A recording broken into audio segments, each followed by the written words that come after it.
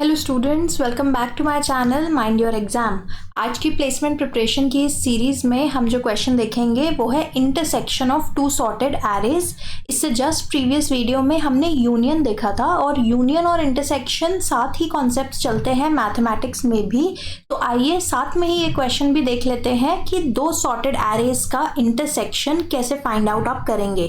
तीन different approaches देखेंगे और तीनों की टाइम और स्पेस कॉम्प्लेक्सिटी का कंपैरिजन भी करेंगे टुवर्ड्स द एंड। तो लास्ट तक हमारी वीडियो में बने रहिए ताकि आपको तीनों अप्रोचेस समझ आए और उनको आप कंपेयर करके अपने इंटरव्यू को अच्छे से क्रैक कर पाए। ठीक है, सबसे पहले समझते हैं कि इंटरसेक्शन होता क्या है। इंटरसेक्शन मतलब उन एलिमेंट्स को आउटपुट में आपको लिखना है जो दोनों ही एरेज में कॉमन है। यानी अब इस केस में हम एक एक करके चेक करेंगे कि ऐसे कौन से एलिमेंट्स हैं जो दोनों एरेज में आ रहे हैं।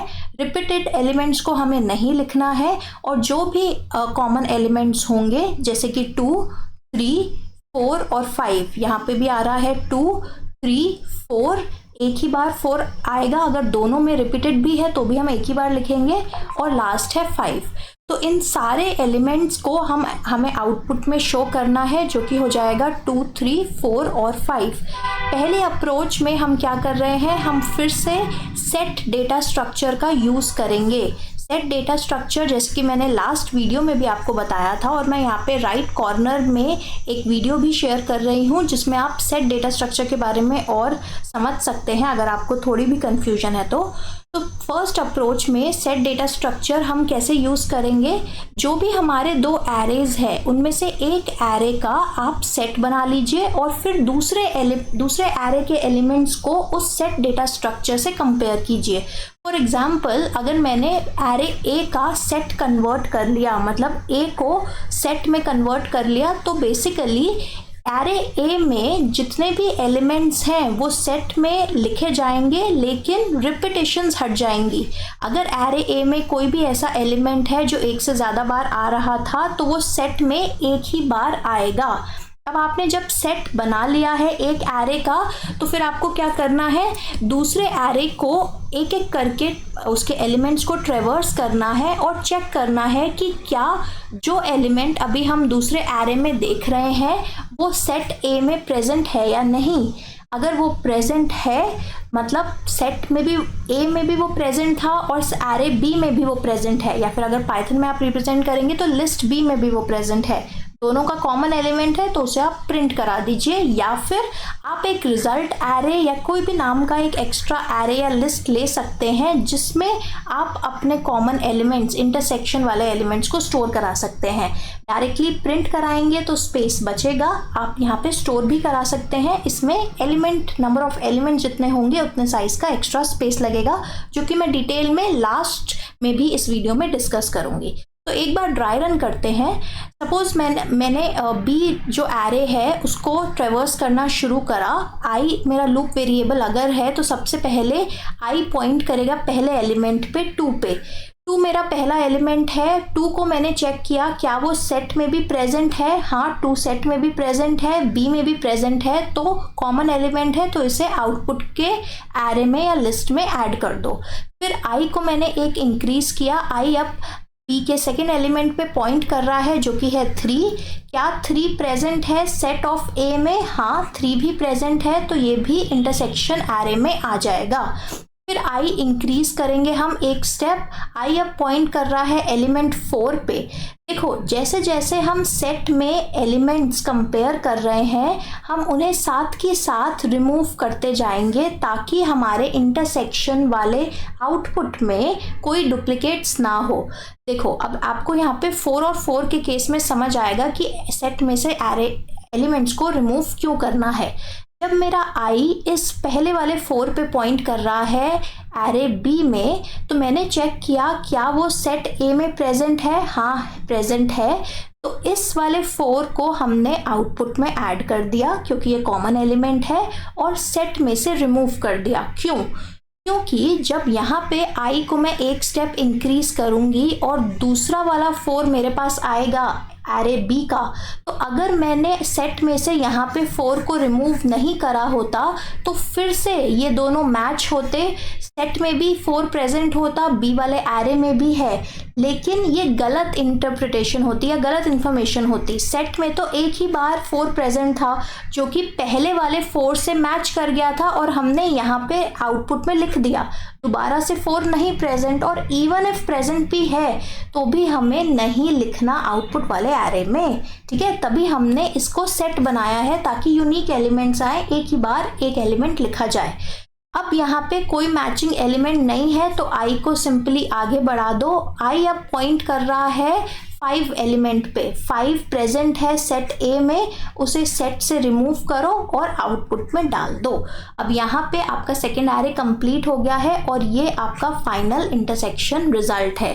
इसका पाइथन कोड भी एक बार देख लेते हैं।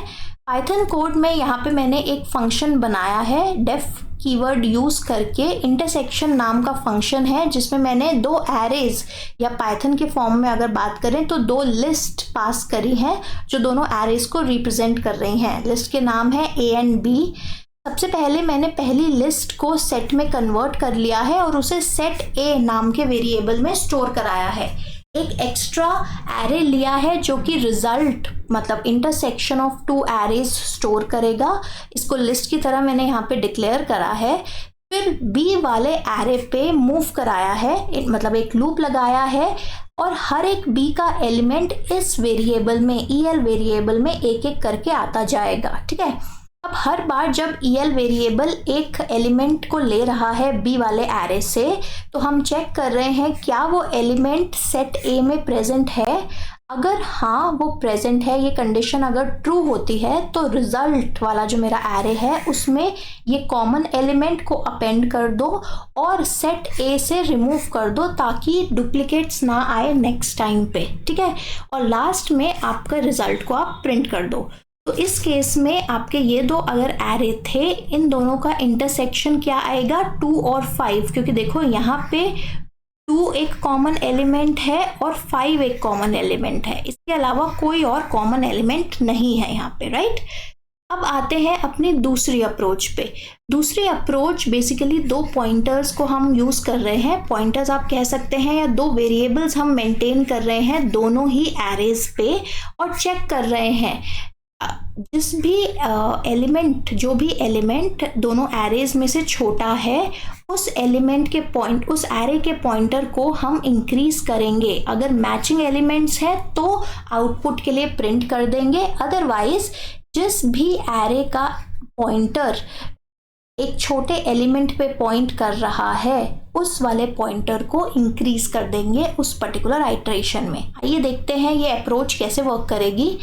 अगर ये वेरिएबल आई है जो कि ए एरे पे मूव करेगा और ये वेरिएबल है जे जो कि बी एरे पे मूव करेगा, तो हमने चेक किया आई कौन से एलिमेंट को पॉइंट कर रहा है 1 पे और जे कौन से एलिमेंट को पॉइंट कर रहा है 2 पे पॉइंट कर रहा है। इनमें से छोटा एलिमेंट कौन सा है, ये दोनों ही मैचिंग तो है नहीं, मतलब ये कॉमन एलिमेंट्स नहीं है, तो हमें आउटपुट में इन्हें नहीं लिखना है क्योंकि आई जिस एलिमेंट पे पॉइंट कर रहा है वो छोटा है जे वाले एलिमेंट के कंपैरिजन में, तो हम आई को एक स्टेप बढ़ा देंगे।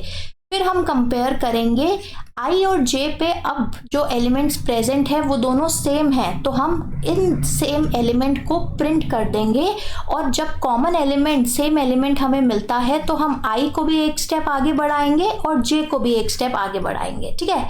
फिर हमने देखा आई पॉइंट कर रहा है 3 पे, जे भी पॉइंट कर रहा है 3 पे, 3 भी एक कॉमन एलिमेंट है तो इसे भी हम प्रिंट करा देंगे और दोनों को एक एक स्टेप आगे बढ़ाएंगे। आई को भी हमने एक स्टेप आगे बढ़ाया, जे को भी आगे बढ़ाया।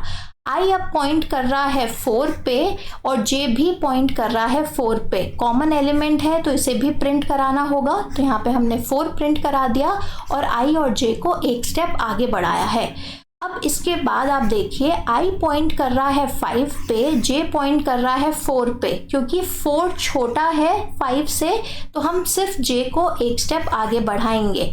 इस केस में i अब 5 पे पॉइंट कर रहा है, j भी 5 पे पॉइंट कर रहा है, दोनों सेम एलिमेंट है, तो हम इसे प्रिंट कराएंगे और i और j को एक स्टेप आगे बढ़ाएंगे। i और j दोनों इंडेक्स, दोनों एरेज के आखिर एलिमेंट को क्रॉस कर गए हैं, दोनों अब आउट ऑफ बाउंड्स हो गए हैं, यानी अब कोई एलिमेंट नहीं बचा दोनों ही एरे में।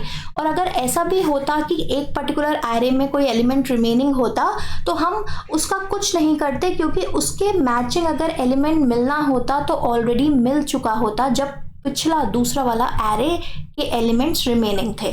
तो हमारा ये पर्टिकुलर फाइनल आउटपुट हो जाएगा अप्रोच 2 में। यहाँ पे इसका पाइथन कोड देखते हैं। पाइथन कोड में अगेन मैंने फंक्शन बनाया है, इंटरसेक्शन नाम है फंक्शन का, डेफ कीवर्ड यूज़ करके, और 2 लिस्ट बनाई है a और b। सबसे पहले मैंने a और b की लेंथ फाइंड आउट करी है और उसे स्टोर कराया है। a की लेंथ आएगी m वेरिएबल में और b वाले लिस्ट की लेंथ आ जाएगी n नाम के वेरिएबल में। इसमें हमें 2 पॉइंटर्स या 2 वेरिएबल्स रखे हैं i और j दोनों इनिशियली पहले इंडेक्स वैल्यू यानी 0 पे पॉइंट कर रहे हैं दोनों ही लिस्ट में।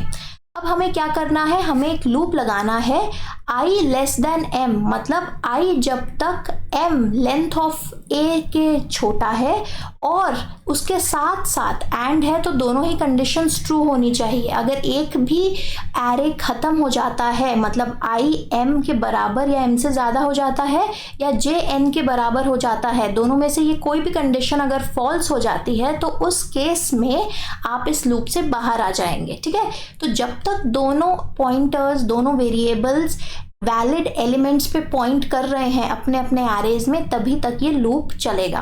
अब हमें क्या चेक करना है, a और b जहाँ भी पॉइंट कर रहे हैं i और j इन दोनों एरेज में, जो भी एलिमेंट छोटा है उस वाले पॉइंटर को इंक्रीमेंट करा दो। अगर एरे a का एलिमेंट छोटा है तो i को इंक्रीमेंट करा दो, अदरवाइज अगर एरे b का एलिमेंट छोटा है जिसे हम करेंटली देख रहे हैं तो j को इंक्रीमेंट करा दो।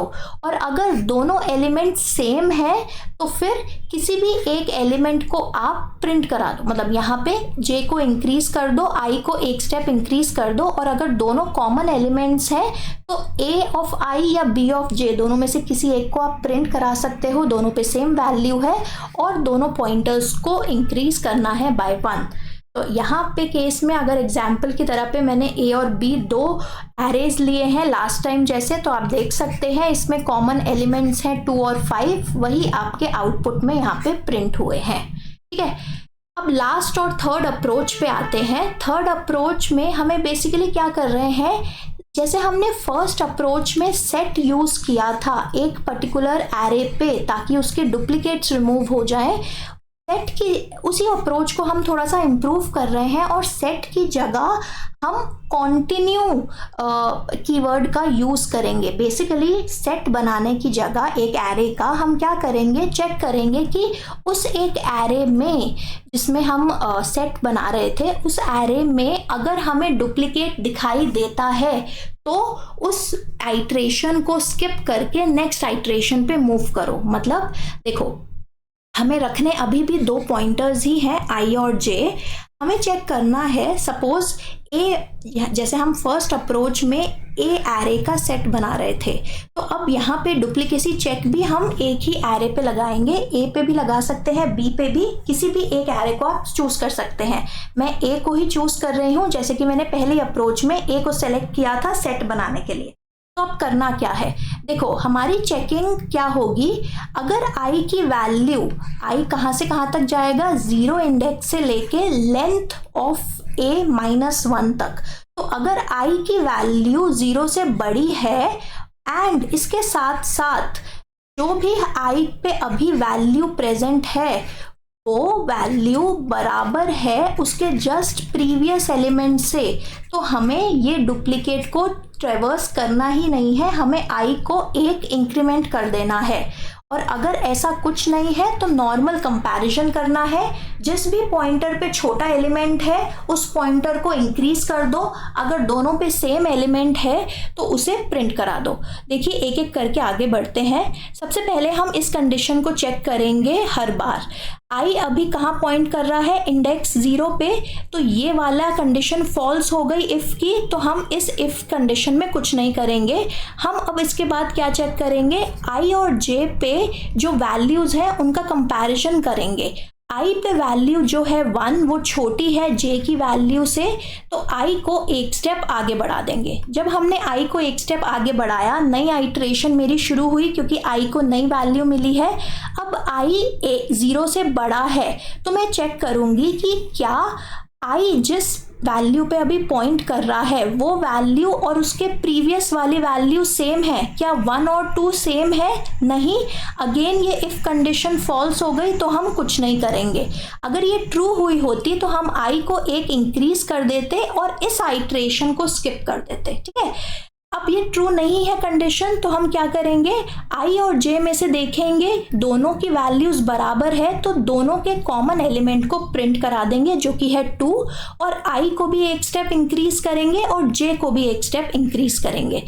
अब हमने चेक किया आई 0 से बड़ा है, हाँ 0 से बड़ा है। क्या a ऑफ i और उससे जस्ट प्रीवियस एलिमेंट्स बराबर है, क्या 2 और 3 बराबर है, नहीं। तो इस केस में भी हम इस कंडीशन में नहीं आएंगे, हम वैल्यूज को चेक करेंगे। i और j दोनों ही 3 पे पॉइंट कर रहे हैं तो 3 को आउटपुट करा दो, i और j को एक एक स्टेप इंक्रीज कर दो। i अब 4 पे पॉइंट करेगा और j भी अब 4 पे पॉइंट करेगा।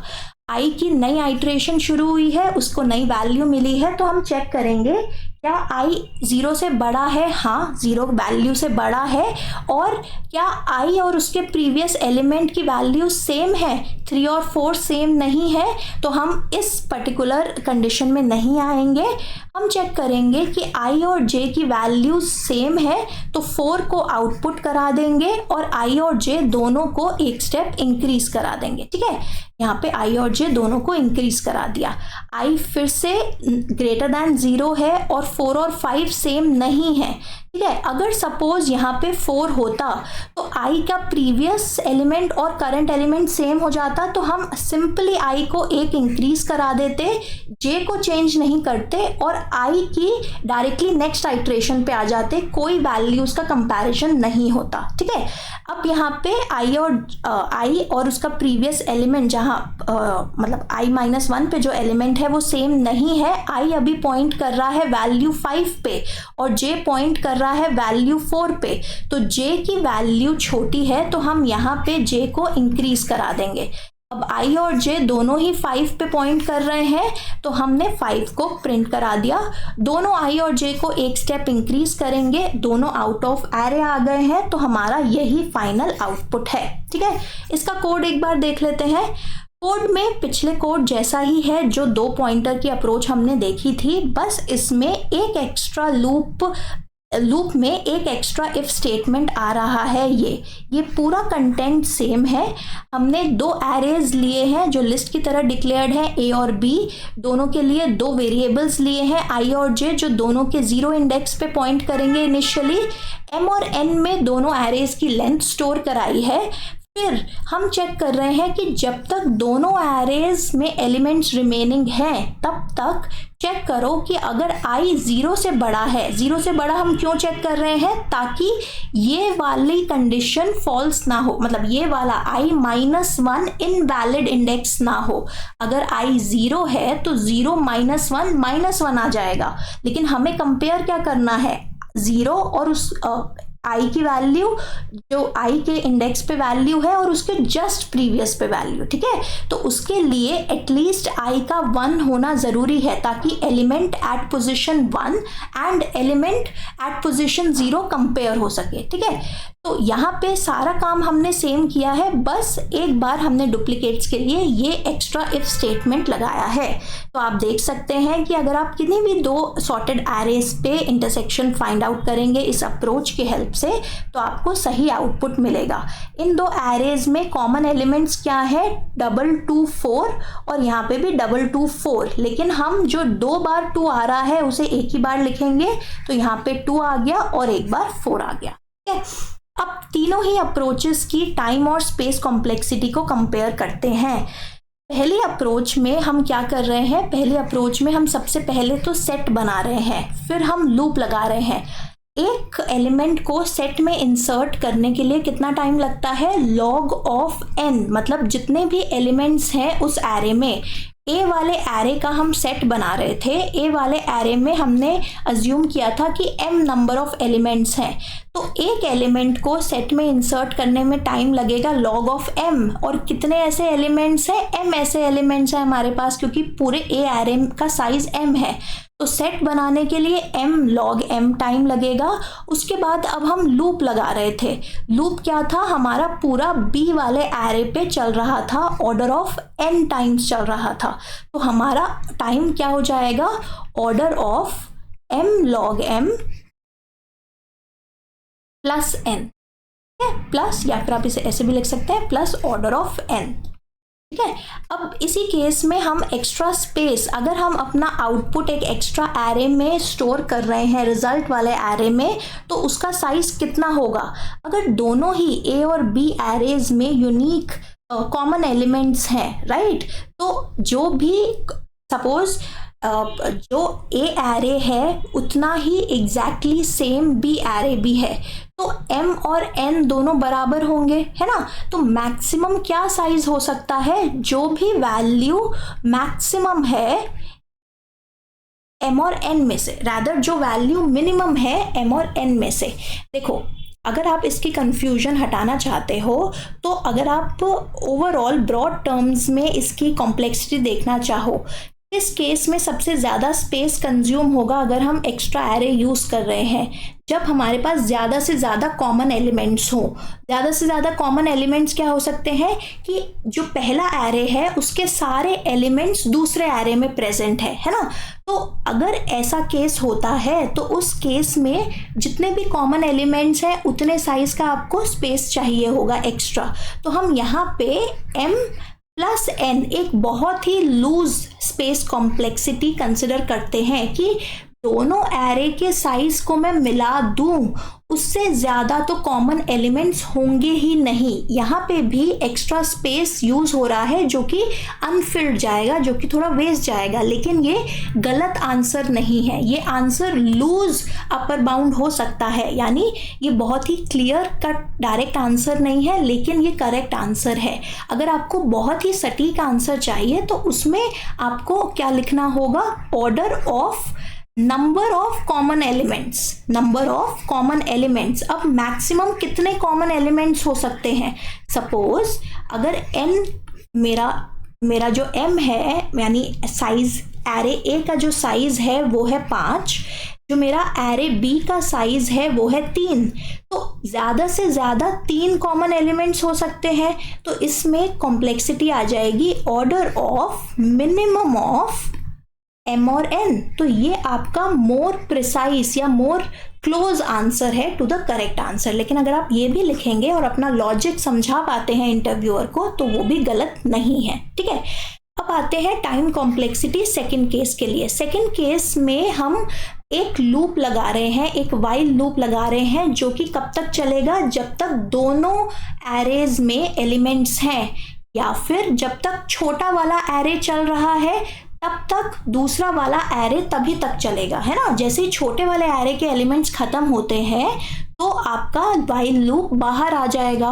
तो यहाँ पे भी सेम ही कॉन्सेप्ट अप्लाई होगा कि दोनों का साइज, दोनों में से जिसका भी मिनिमम साइज है उतना ही लूप चलेगा, order of minimum of m, n, ठीक है। या फिर आप इसे ऐसे भी लिख सकते हैं, अगर आपको लूज बाउंड लिखना है, order of m plus n, ठीक है। लीनियर ही टाइम है in terms of combined number of elements जो दोनों में प्रेजेंट है। अब सेकेंड अप्रोच की स्पेस कॉम्प्लेक्सिटी हम डायरेक्टली प्रिंट करा रहे थे, यहाँ पे कुछ एक्स्ट्रा एरे में स्टोर नहीं करा रहे थे, तो ये आ जाएगी ऑर्डर ऑफ 1। थर्ड अप्रोच पे आते हैं। थर्ड अप्रोच के केस में हमने कोई सेट यूज़ नहीं करा है, हमने वही 2 पॉइंटर्स यूज़ करे हैं, बस हमने इफ़ एक एक्स्ट्रा लिखा है। तो यहाँ पे अप्रोच 3 और अप्रोच 2 की टाइम कॉम्प्लेक्सिटी सेम रहेगी और उसके साथ साथ स्पेस कॉम्प्लेक्सिटी भी सेम रहेगी, क्योंकि कोई extra array in terms of number of elements जो दोनों एरे में प्रेजेंट है हम यूज़ नहीं कर रहे हैं। ठीक है, तो ये थी आज की approach, intersection of two sorted arrays. अगर आपकी इस वीडियो ने ज़रा भी हेल्प करी हो तो प्लीज़ कमेंट कीजिए, हमें बताइए कि क्या आपने सीखा इस वीडियो से। लाइक कीजिए इस वीडियो को, शेयर कीजिए अपने फ्रेंड्स के साथ और हमारे चैनल को सब्सक्राइब कीजिए, नोटिफिकेशंस को ऑन कीजिए ताकि जब भी हम नई वीडियो अपलोड करें आपको इन्फॉर्मेशन ज़रूर पहुंचे और आपका कोई टॉपिक मिस ना हो। आप हमें बताएं कि और कौन से पर्टिकुलर क्वेश्चंस आप पढ़ना चाहते हैं इस प्लेसमेंट सीरीज़ में। जब तक हम नेक्स्ट वीडियो में आपके लिए एक नया क्वेश्चन लेके आते हैं, तब तक के लिए mind your exam. Thank you for watching.